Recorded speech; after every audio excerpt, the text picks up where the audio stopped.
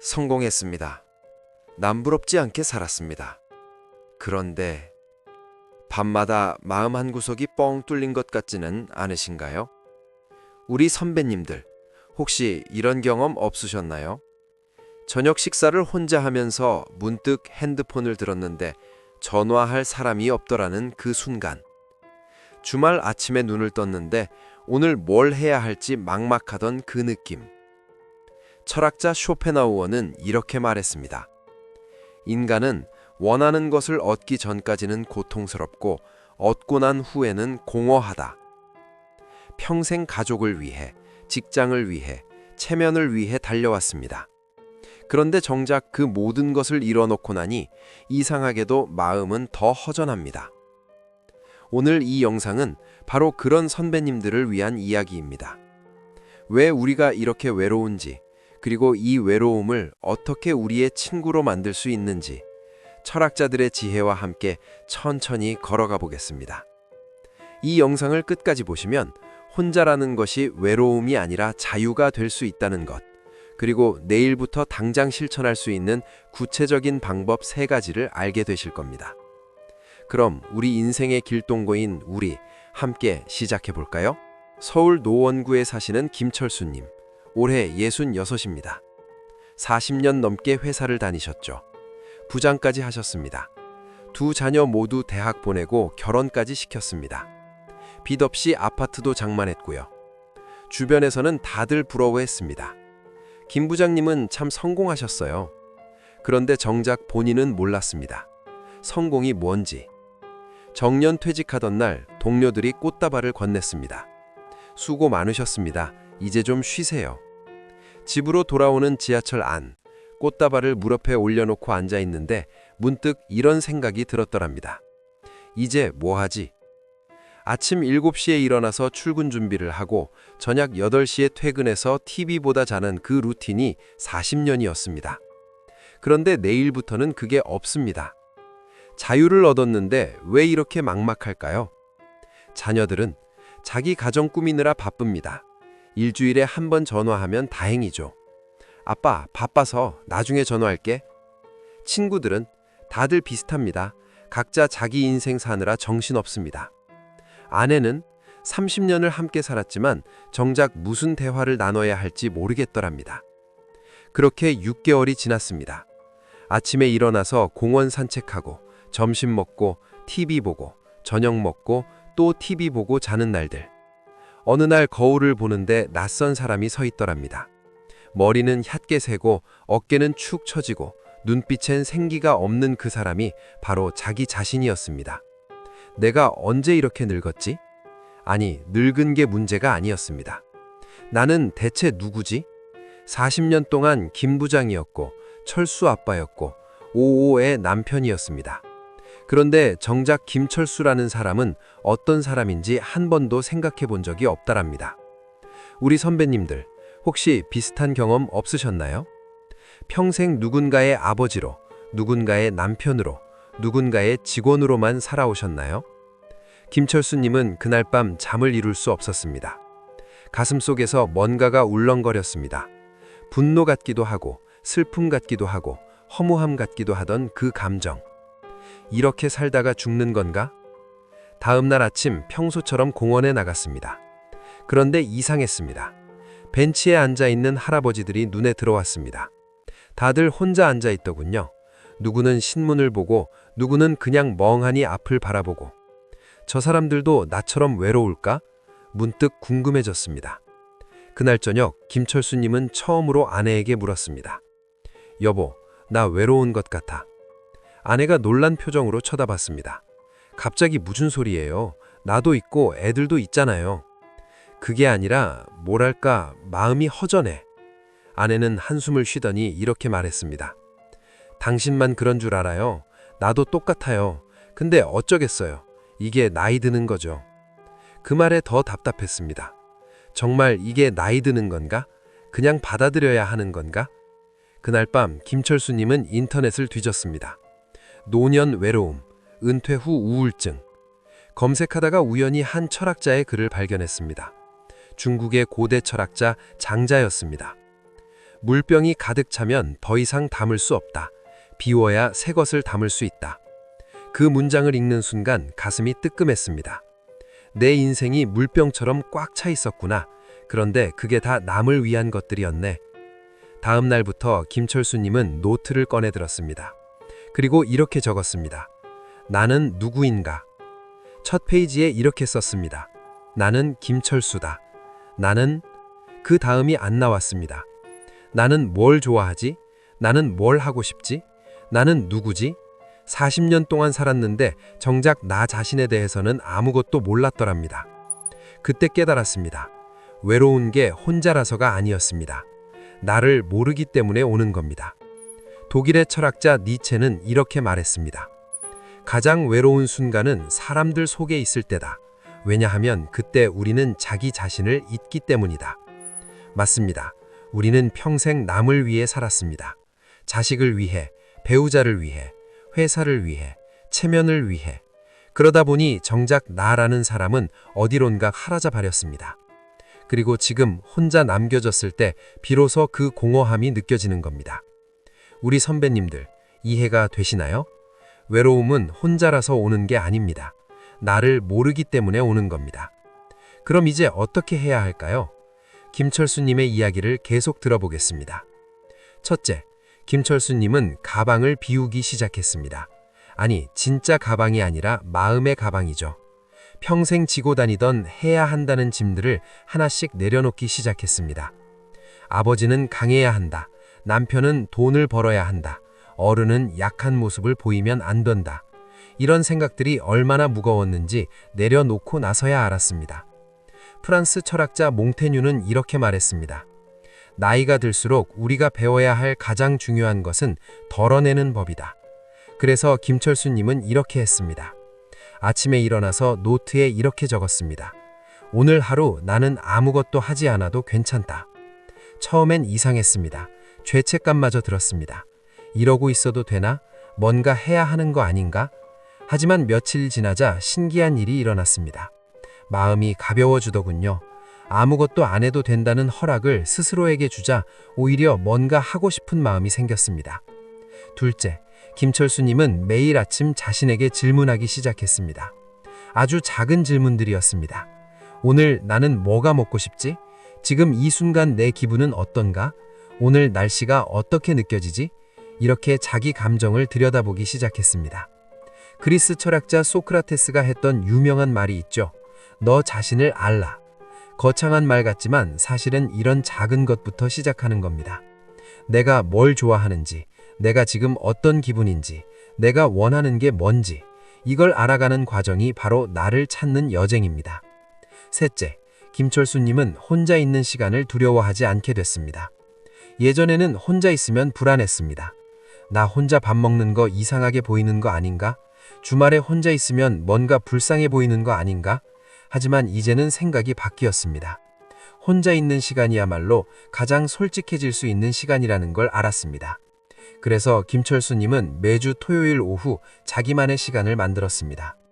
동네 카페에 가서 커피 한 잔을 시키고 창밖을 바라보며 그냥 앉아 있습니다. 아무 생각 안 하려고 애쓰지도 않고 뭔가 생산적인 걸 하려고 하지도 않습니다. 그냥 있습니다. 그러다 보면 신기하게도 마음이 편안해집니다. 일본의 선승 스즈키 순류는 이렇게 말했습니다. 아무것도 하지 않는 시간이야말로 가장 중요한 시간이다. 6개월이 지났습니다. 김철수님은 달라졌습니다. 여전히 혼자 공원을 산책합니다. 여전히 혼자 밥을 먹습니다. 하지만 이제는 외롭지 않습니다. 왜냐하면 이제는 나와 함께 있기 때문입니다. 어느 날 공원 벤치에서 우연히 옆자리 할아버지와 이야기를 나누게 됐습니다. 요즘 뭐하고 지내세요? 그냥 이렇게 산책하고 커피 마시고 그러죠. 선생님은요? 저도 비슷합니다. 근데 있잖아요. 예전엔 이게 외로웠는데 요즘은 좋더라고요. 그 할아버지가 웃으며 말했습니다. 그러게요. 저도요. 그 순간 김철수님은 깨달았습니다. 우리는 혼자가 아니었습니다. 같은 마음을 가진 사람들이 이렇게 많았습니다. 다만 각자 자기만의 방식으로 나이 드는 법을 배우고 있었던 겁니다. 지금 김철수님은 매주 수요일 동네 도서관에서 글쓰기 모임에 참여합니다. 자기 인생 이야기를 쓰고 있습니다. 누가 읽으라고 쓰는 게 아닙니다. 자기 자신을 위해 씁니다. 40년 회사 생활 이야기, 자식 키우던 이야기, 아내와 살아온 이야기. 쓰다 보면 웃기도 하고 울기도 합니다. 내가 이런 인생을 살았구나. 그리고 매주 금요일 저녁에는 혼자 영화를 봅니다. 예전 같으면 혼자 영화관 가는 건 좀 이라고 생각했겠지만 이제는 아닙니다. 오히려 혼자 보는 게 좋습니다. 집중도 잘 되고 영화 끝나고 혼자 생각할 시간도 생기고. 토요일 오전에는 여전히 카페에서 커피를 마십니다. 그게 김철수님의 루틴이 됐습니다. 우리 선배님들, 오늘 이 이야기가 어떻게 들리셨나요? 김철수님처럼 외로움을 느끼고 계신 분들께 제가 드리고 싶은 말씀이 있습니다. 첫째, 오늘부터 하루에 5분만 나만의 시간을 가져보세요. 아침에 커피 한 잔 마시면서 혹은 저녁에 산책하면서 그냥 아무 생각 없이 있는 시간입니다. 뭔가 해야 한다는 생각도 생산적이어야 한다는 강박도 내려놓으세요. 그 5분이 쌓이면 나를 만나는 시간이 됩니다. 둘째, 작은 노트를 하나 준비하세요. 거창한 일기가 아닙니다. 매일 한 줄만 쓰는 겁니다. 오늘 나는 552 좋았다. 오늘 나는 55 때문에 기분이 안 좋았다. 이렇게 자기 감정을 기록하다 보면 내가 어떤 사람인지 조금씩 보이기 시작합니다. 셋째, 혼자 할 수 있는 작은 취미 하나를 시작해 보세요. 거창한 거 아니어도 됩니다. 동네 산책하기, 라디오 듣기, 책 읽기, 그림 그리기, 뭐든 좋습니다. 중요한 건 나 혼자 할 수 있는 것이어야 한다는 점입니다. 누군가와 함께가 아니라 온전히 나만을 위한 시간. 그 시간이 쌓이면 혼자 있는 게 외롭지 않게 됩니다. 우리 선배님들, 인생의 후반부는 전반부와 다릅니다. 전반부가 채우는 시간이었다면 후반부는 비우는 시간입니다. 전반부가 남을 위한 시간이었다면 후반부는 나를 위한 시간입니다. 외로움은 결핍이 아닙니다. 외로움은 나를 찾으라는 신호입니다. 혼자라는 것은 불쌍한 게 아닙니다. 혼자라는 것은 자유입니다. 오스트리아의 시인 릴케는 이렇게 말했습니다.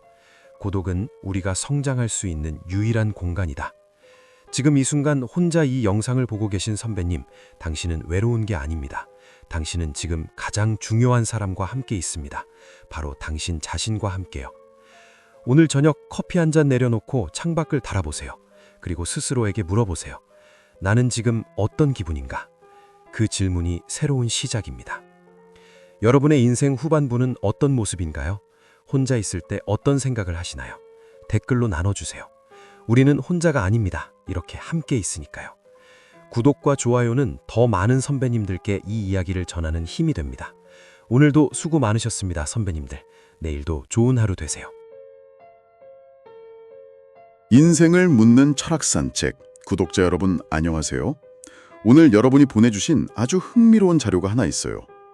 혼자라서 외로운 게 아니라 나를 잃어서 외로운 겁니다 라는 제목의 유튜브 대본인데 이걸 가지고 오늘 좀 깊이 들어가 볼까 합니다. 네, 안녕하세요. 저도 이 대본을 보고 정말 잘 만들었다 싶었어요. 그렇죠.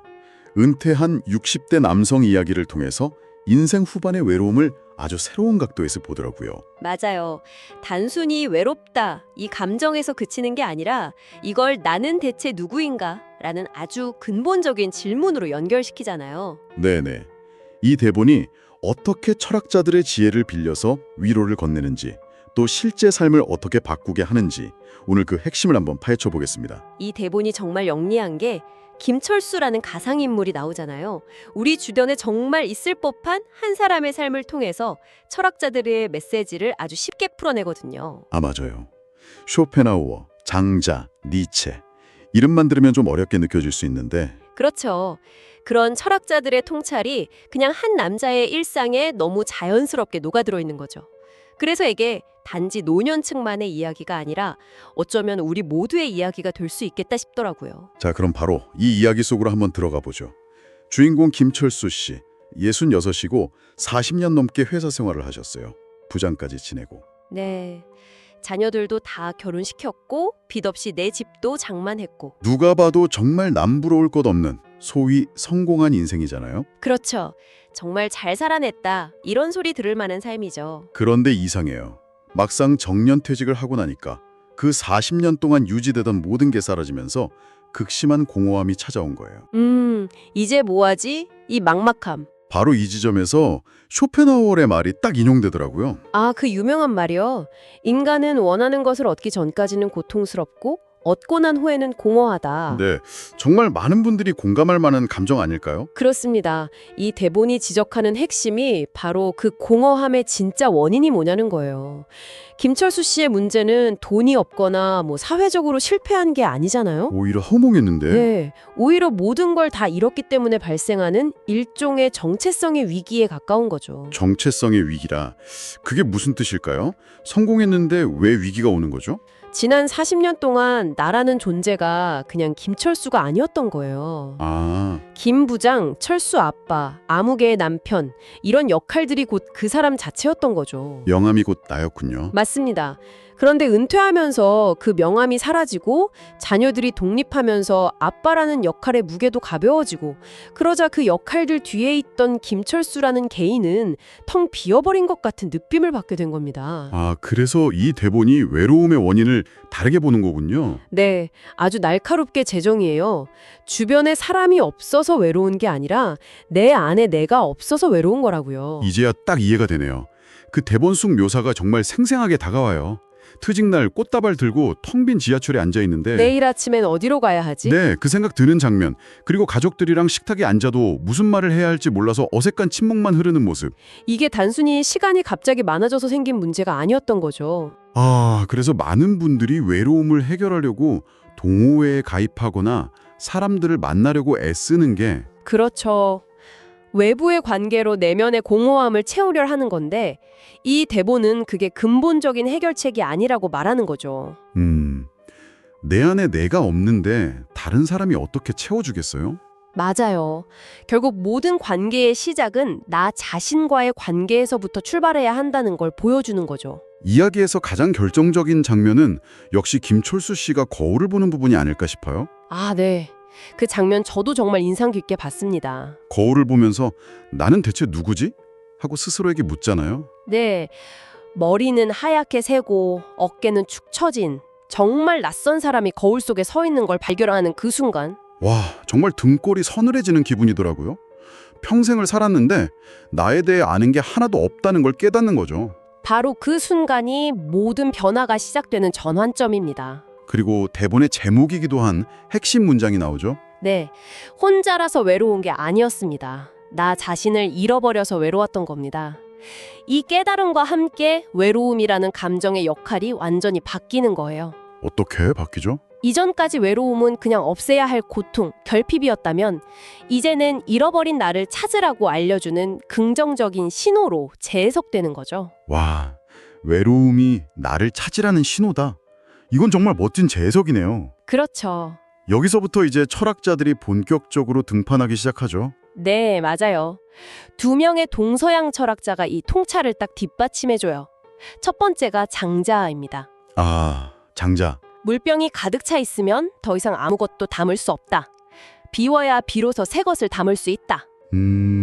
김철수 씨의 인생이라는 물병은 지난 40년간 가족에 대한 책임감, 회사에서의 의무감 이런 걸로 꽉 차 있었던 거죠. 빈틈이 없었군요. 네, 이제 그걸 비워내야 하면 비로소 진짜 나를 위한 무언가를 담을 공간이 생긴다는 의미예요. 근데 그 비운다는 게 말처럼 쉽진 않을 것 같아요. 40년 동안 쌓아온 건데 그걸 비워내라고 하면 허무할 수도 있죠. 네, 내 인생 전체가 부정당하는 느낌이 들 수도 있잖아요. 아주 중요한 지적이에요. 여기서 말하는 비움은 과거를 다 지우라는 뜻이 아니에요. 오히려 그 역할들에 꽁꽁 묶여있던 나 자신을 해방시켜주는 것에 가깝죠. 아, 해방. 네, 김 부장으로서의 삶도 철수 아빠로서의 삶도 다 소중한데 일부였다.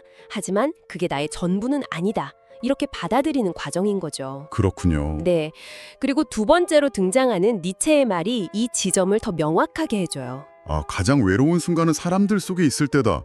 이 문장이었죠. 네, 왜냐하면 그때 우리는 자기 자신을 잊기 때문이다. 정말 역설적이지 않나요? 그러게요. 보통은 혼자 있을 때 외롭다고 생각하는데 그쵸. 근데 니체는 오히려 사람들 속에서 진짜 외로움이 시작된다고 말해요. 왜 그럴까요? 우리가 다른 사람들과의 관계 속에서 끊임없이 어떤 역할을 연기해야 하니까요.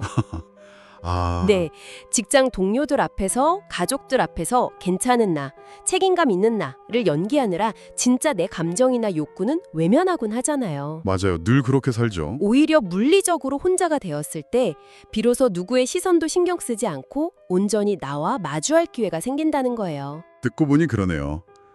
나를 찾으라는 신호까지는 이제 알겠어요. 근데 막상 자, 이제부터 너 자신을 찾아봐. 이러면 너무 막막할 것 같거든요. 그렇죠. 뭘 어디서부터 해야 할지. 다행히 이 대본은 여기서 멈추지 않고 아주 구체적인 행동 지침까지 제시해 주더라고요. 저는 이걸 보고 나를 되찾기 위한 3단계 회복 프로그램 같다는 생각을 했어요. 오, 좋은 표현이네요. 맞아요. 추상적인 구호가 아니라 일상에서 바로 적용할 수 있는 방법을 알려준다는 게 이 대본의 가장 큰 장점이죠. 제가 정리해본 첫 번째 단계는 바로 마음의 짐 비우기예요. 마음의 짐 비우기. 네. 아버지는 강해야 한다. 남편은 돈을 벌어야 한다. 이런 식으로 평생 나를 올가매어온 해야 한다는 의무감들을 하나씩 내려놓는 거죠. 몽테뉴의 말도 인용되죠. 맞아요. 나이가 들수록 우리가 배워야 할 가장 중요한 것은 덜어내는 법이다. 이 첫 번째 단계가 꼭 먼저 필요한 이유가 있어요. 새로운 걸 채우려면 기존의 낡은 것들을 먼저 비워내야 공간이 생기니까요. 아, 그렇죠. 평생을 지배해온 의무와 책임이라는 틀을 깨지 않고서는 새로운 나를 위한 자리가 없는 거죠. 그래서 김철수 씨가 노트에 이렇게 적잖아요.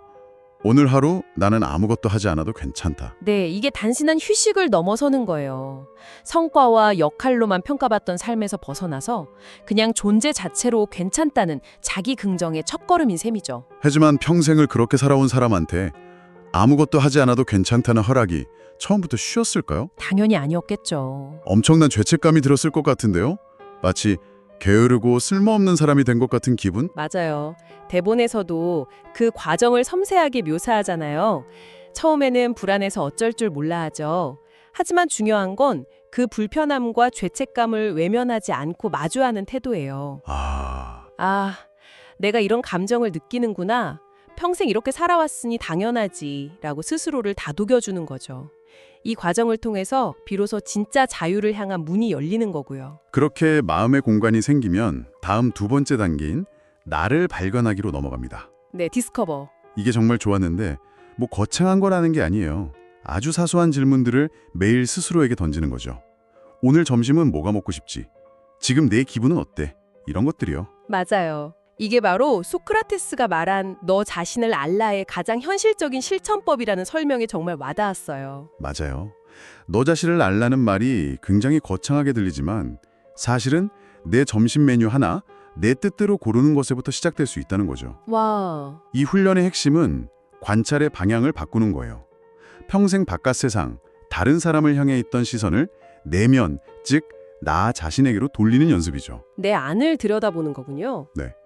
내 사소한 욕구, 스쳐 지나가는 감정, 머릿속의 생각들을 그냥 알아차려주는 거예요. 판단하지 말고요. 아, 판단하지 말라는 게 중요하겠네요. 왜 이런 걸 먹고 싶어 하지라거나 왜 기분이 이 모양이지 하고 자책하는 게 아니라 그렇죠.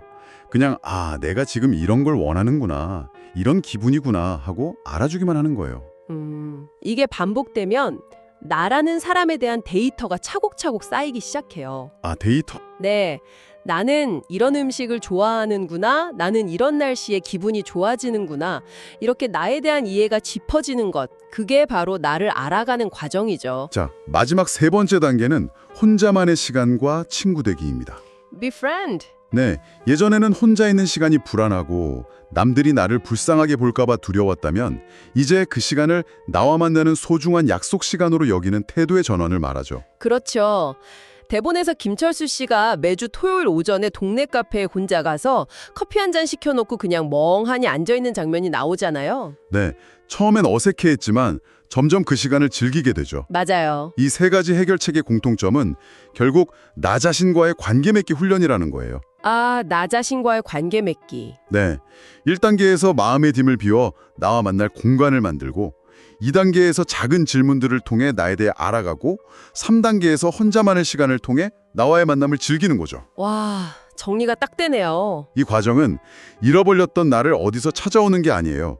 이미 내 안에 있었지만 오랫동안 돌보지 못했던 나를 다시 발견하고 서먹한 친구랑 다시 친해지는 과정 같은 거죠. 이야기의 마지막에 김철수 씨는 완전히 달라진 일상을 살게 되죠. 네, 동네 도서관 길쓰기 모임에도 나가고 보고 싶었던 영화를 혼자 보러 가기도 하고요. 여전히 혼자 보내는 시간이 많지만 더는 외롭지 않아요. 그렇죠. 이제는 나라는 가장 친한 친구와 함께 있으니까요. 이 대본이 주는 메시지는 정말 명확한 것 같아요. 인생 후반부는 무언가를 더 채우는 시간이 아니라 비우는 시간이고 남을 위한 시간에서 나를 위한 시간으로 전환되는 시기라는 거죠. 맞아요. 외로움은 결핍이 아니라 나를 돌보라는 신호이고 혼자가 된다는 건 고립이 아니라 오히려 진정한 자유의 시작일 수 있다. 이런 희망을 주는 거죠. 대본 마지막에 인용된 오스트리아 시인 릴케의 말, 고독은 우리가 성장할 수 있는 유일한 공간이다. 이 문장이 긴 여운을 남기더라고요. 네. 사실 이 대본이 은퇴한 60대 남성을 주인공으로 하고 있지만 이야기를 따라가다 보니까 이건 비단 그 세대만의 이야기는 아니라는 생각이 강하게 들었어요. 물론이죠. 우리 모두는 삶의 특정 단계에서 사회적 역할에 매몰돼서 자신을 잃어버리는 경험을 하잖아요. 맞아요. 저도 그런 적 있고요. 취업 준비생, 신입사원, 아이를 갓 낳은 부모, 중요한 프로젝트를 맡은 팀장, 그 역할에 너무 깊이 몰입하다 보면 어느새 진짜 나는 어디론가 사라져버리곤 하죠. 그래서 이 대본은 우리 모두에게 이렇게 묻고 있는 거예요. 당신의 이름 앞에 붙은 그 모든 수식어를 떼어냈을 때 당신은 누구입니까? 와, 정말 생각해 볼 만한 질문이네요. 역할이 곧 나라고 생각하며 살아왔는데 그게 아니라면 나는 누구일까? 여기서 한 걸음만 더 나아가서 이런 질문을 던져보는 건 어떨까요? 어떤 질문이죠? 어쩌면 진짜 성숙이라는 건 모든 역할을 다 내려놓은 뒤에야 비로소 나를 찾는 게 아닐지도 모른다는 생각이에요. 오히려 지금 내가 맡은 그 수많은 역할들 속에서도 온전히 나 자신으로 존재할 수 있는 힘을 기르는 것. 아, 역할 속에서 나를 찾는 것. 네. 부모로서, 직장인으로서, 친구로서의 역할을 충실히 수행하는 그 순간에도 나라는 중심을 잃지 않고 있는지, 역할을 연기하는 나와 나의 본질 사이에 건강한 균형을 잡고 있는지 말이에요. 우리 모두가 스스로에게 던져볼 만한 오늘의 질문이 아닐까 싶습니다.